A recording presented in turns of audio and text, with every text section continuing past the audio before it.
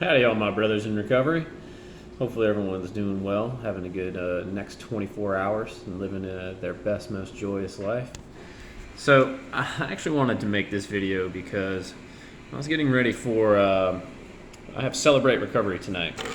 And for those of you who aren't a part of any groups that are helping you in your recovery, I strongly recommend it. There's a reason I close every one of these videos saying it's dangerous to go alone, because it is. It's a lot easier when you're with others who can help you through the struggle. And that's part of the reason I wanted to start this channel and make these videos in the first place, is just in case anybody needed a little extra motivation, or just to hear the thoughts of someone who's going through the same thing. So if you're not a part of a group, I recommend you join one. But I was getting ready for that meeting tonight, and there were a couple of questions that were posed to us as members of the group to just kind of think about before we went in. And I wanted to share one of those and then my thoughts on it. And the question was, what type of disciplines have you used in the past that seem to help curb your addiction, and why do you think it helps? And it got me thinking about the word discipline and how we discipline ourselves to do different things, and how that interacts with our recovery and really just any of the habits that we have in our life. And it actually, I came up with the 3 stages that you go through in developing these disciplines. And discipline is actually the first stage. Discipline, it requires your focused, conscious effort. And it's something that you have to make sure that you do. Like when you're first starting out running, it's something that you kind of have to put the effort in to do, because you're not used to it. It's cold outside, I don't want to go, my muscles are sore. No, I have the discipline. I'm going to go and do this because I know that it's something that I need to do. That's your first stage. You're having to exert that effort and that discipline in order to do it. Stage 2 is a habit. Now you're doing it because your consistency has built muscle memory, and you do the thing without effort.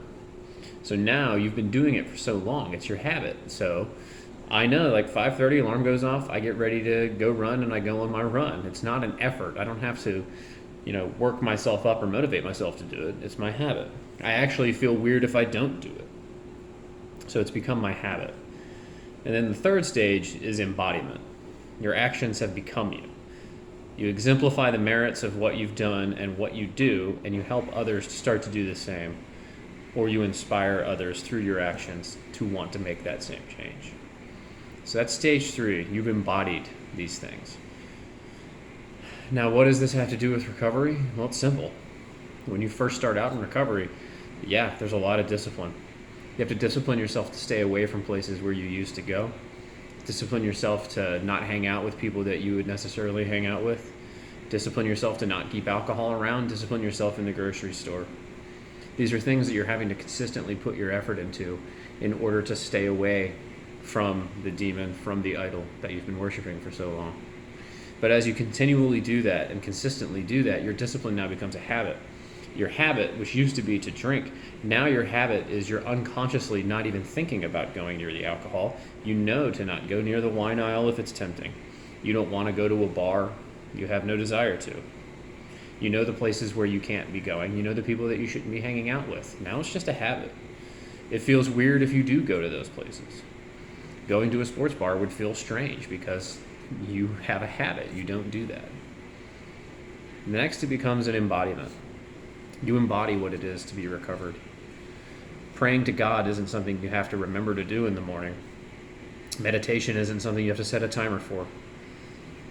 Before you go to bed at night, you don't have to have a list of things that you give thanks for, because you are now talking and embodying what it is to have a relationship with God and Jesus Christ and with your recovery. You embody every aspect of it, and then you can't help but want to share that with others. And when other people see you and they see that the joy that you have and the life that you live and the changes that you've made and how that's affected you, they can't help but want to be like you. So those are the 3 stages. And I hope that all of you, as you go through them, you keep in mind that it's always going to be better. The next 24 hours are always going to be better.